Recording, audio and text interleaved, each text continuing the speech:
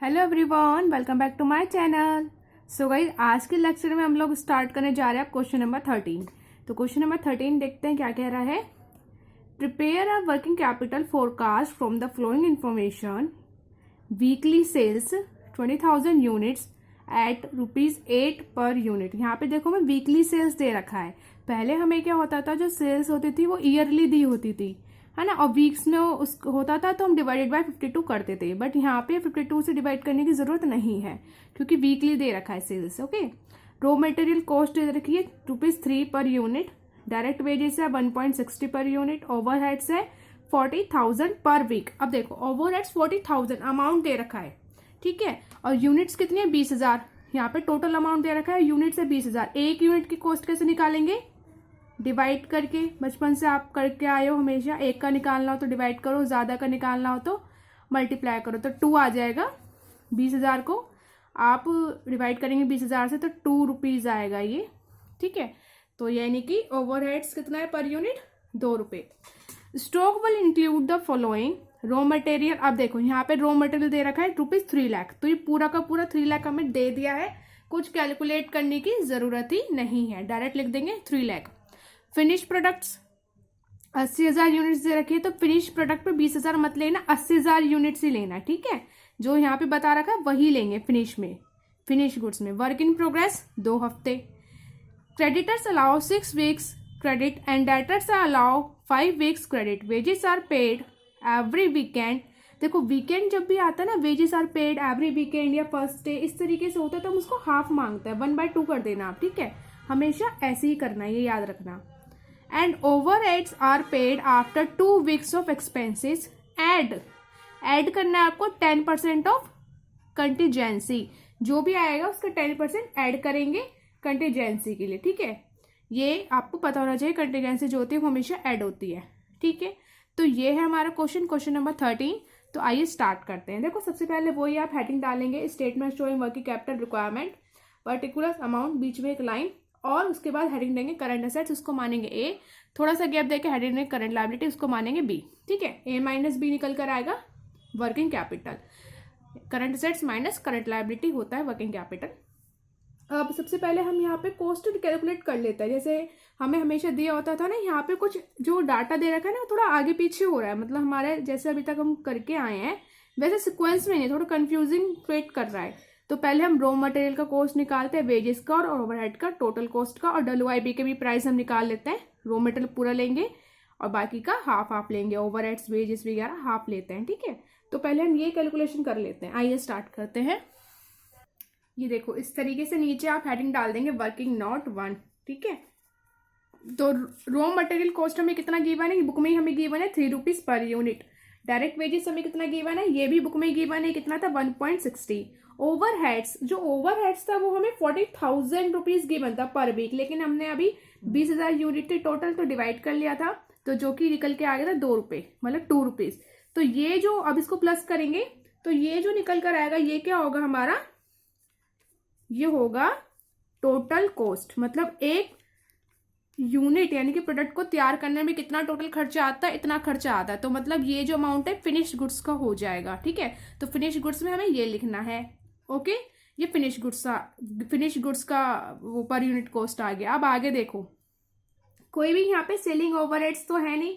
अगर selling expenses भी होते तो हम यहाँ पे उसको लिखते, ऐड करते, उसके बाद वो डेटर में लिखते, क्योंकि डेटर के लिए अब हमें ये अमाउंट लिखना होगा। लेकिन अगर सपोज डेटर के लिए यहाँ पे कोई सेलिंग एक्सपेंसेस या ओवरहेड्स होता है तो वो भी उसको डेटर में इंक्लूड कर देता है। ये जो केवल खर्चा होता है ये केवल फिनिश गुड्स तक का होता है। तो इसका मतलब यहाँ पे ये है कि गुड्स जो है बनके तैयार हो चुका है, अब वो रेडी है सेल के लिए, लेकिन हमने कुछ सेलिंग के लिए खर्चे किए हैं। जो भी हम करते हैं वो भी खर्चे अगर आपने करे तो वो भी डेटर्स वाले, जो डेटर्स पर यूनिट कॉस्ट आप लिखते हैं वो उसमें शामिल हो जाएगा ऐड होकर, ठीक है। और अगर नहीं है तो ये सेम फिनिश गुड्स के लिए भी है और यही सेम आपके डेटर्स के लिए भी होता है, ठीक है। अब यहाँ पे तो है नहीं, तो उसका मतलब यही सेम है डेटर्स के लिए भी और फिनिश गुड्स के लिए भी, कॉस्ट पर यूनिट, ठीक है। अब बात करते हैं हम WIP के लिए। यहाँ छोटा सा हेडिंग डाल देती हूँ मैं, वर्किंग नोट 2, यहाँ लिख देती हूँ WIP। WIP के लिए हम क्या करते हैं, हमेशा आपको पता है रॉ मटेरियल का प्राइस पूरा लेना है, डायरेक्ट वेजेस का हाफ कर दो, हाफ कर देंगे तो 0.8 आ जाएगा। और ये मैंने ये लिखेंगे इस तरीके से, कोई नहीं चलो ऐड कर लेंगे, 3 + 0.8 आएगा। और ओवरहेड्स जो है उनको भी हाफ करो, 2 है तो 1 हो जाएगा, तो इसको प्लस कर दो, इन तीनों को प्लस करोगे तो ये आपको मिलेगा 4.8। ठीक है, तो इसका मतलब ये जो आया 4.8, ये हमारा क्या हो जाएगा, WIP का कॉस्ट पर यूनिट। ठीक है गाइस, क्लियर है, ये WIP का था और ये हमने टोटल कॉस्ट निकाला था जो कि फिनिश गुड्स का बनेगा और डेटर का भी बनेगा। अगर यहाँ पे सेलिंग एक्सपेंस होता तो फिर वो वाला डेटर का बनता ऐड होकर। ठीक है, तो अब आ जाओ क्वेश्चन शुरू करते हैं। ठीक है, सबसे पहले हम यहाँ पे क्या लिखेंगे, करंट एसेट्स में रॉ मटेरियल अब की बार हमें पूरा डायरेक्ट अमाउंट दे रखा था 3 लाख, तो डायरेक्ट वही लिख देंगे। तो शुरू करती हूं मैं, यहां लिखेंगे रॉ मटेरियल, ये हमें गिवन है 3 लाख, तो पूरा अमाउंट यहाँ पे 3 लाख लिख लेते हैं। उसके बाद बारी आएगी अब WIP की, वर्क इन प्रोग्रेस।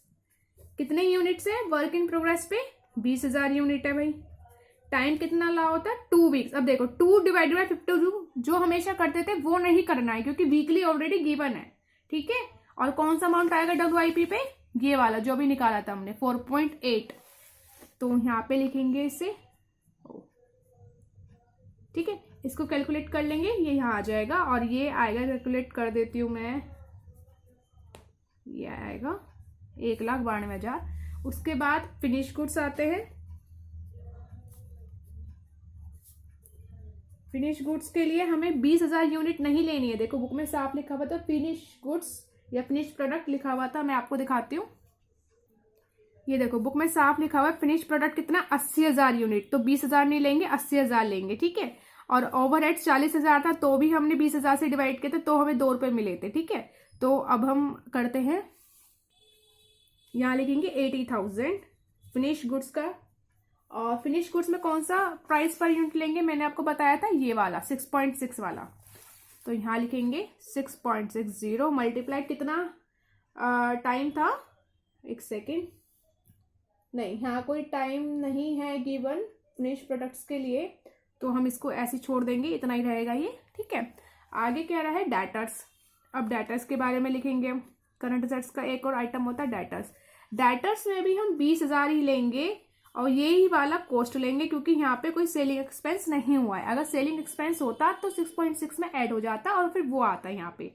ठीक है, कितना अलाउ करते हैं हम, 5 वीक्स करते हैं, 5 / 52 नहीं करना, डायरेक्ट 5 लिखेंगे क्योंकि ऑलरेडी वीक्स में गिवन है।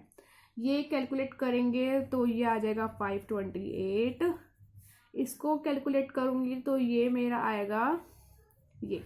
ठीक है, अब हम इस सबको प्लस कर देंगे, टोटल करेंगे। यहाँ पे कैश तो गिवन नहीं था, अगर कैश गिवन होता तो कैश भी हम यहाँ पे लिखते, तो मैं अब इन सबको प्लस कर देती हूँ।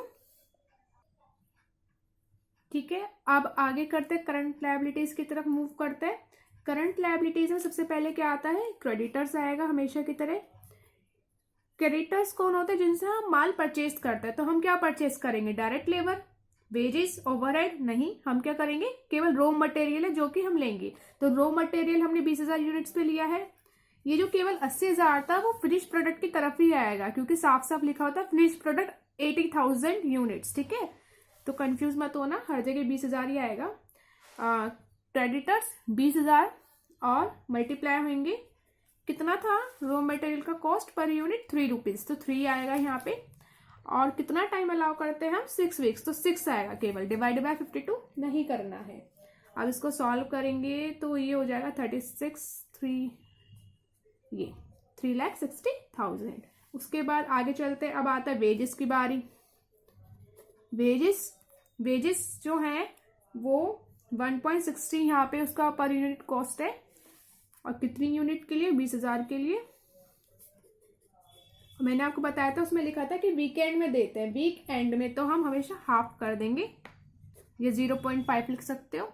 ठीक है, ओवरहेड्स की तरफ मूव करते हैं। ओवरहेड को मैं शॉर्ट में ऐसे लिख रही हूँ, ये भी 20,000 यूनिट के लिए कितना प्राइस है ओवरहेड का, 2 रुपीज, जो हमने कैलकुलेट करा था 40 डिवाइड बाय 20,000 करा था, तो वो ही है 2, तो ये आ गया 2 रुपीज। और कितना टाइम देते हैं ओवरहेड्स को, 2 weeks, overheads are paid after 2 weeks of expenses, ये लाइन लिखी हुई थी बुक में, तो 2 वीक्स के लिए 2 डिवाइडेड 52 नहीं करना है। मैं बार बार बोल रही हूँ, कभी आप कंफ्यूज हो जाओ पेपर में करते टाइम, अगर वीकली हमें गिवन है तो फिर हमें डिवाइड करने की ज़रूरत नहीं होती है। अब हम इसको टोटल करेंगे, यहाँ पे ये आ जाएगा टोटल करके, ये मैंने कैलकुलेट करके लिख दिया है, टोटल कर देती हूँ मैं, ये 4 5 6 और ये यहाँ पे 000, ठीक है, ये आ गया टोटल। अब हमें क्या करना है, वही सेम A माइनस बी करना है, यानी कि वर्किंग कैपिटल निकालना है। तो इसमें से माइनस करेंगे इसको, तो ये आएगा।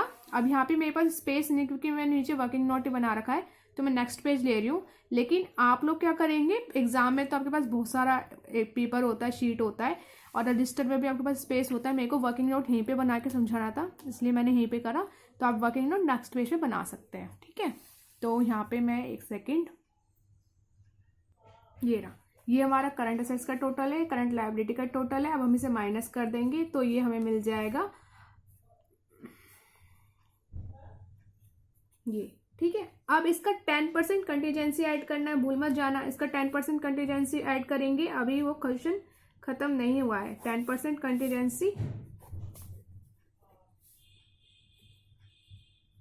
ठीक है, इसको ऐड कर दो, यही हमारा फाइनल आंसर होगा। तो ये आ गया इतना, ठीक है, तो ये है हमारा आंसर। तो गाइज ये था क्वेश्चन नंबर 13 और ये हो गया फिनिश। अब हम मिलते हैं नेक्स्ट लेक्चर में एक नई वीडियो के साथ, तब तक के लिए बाय एंड टेक केयर।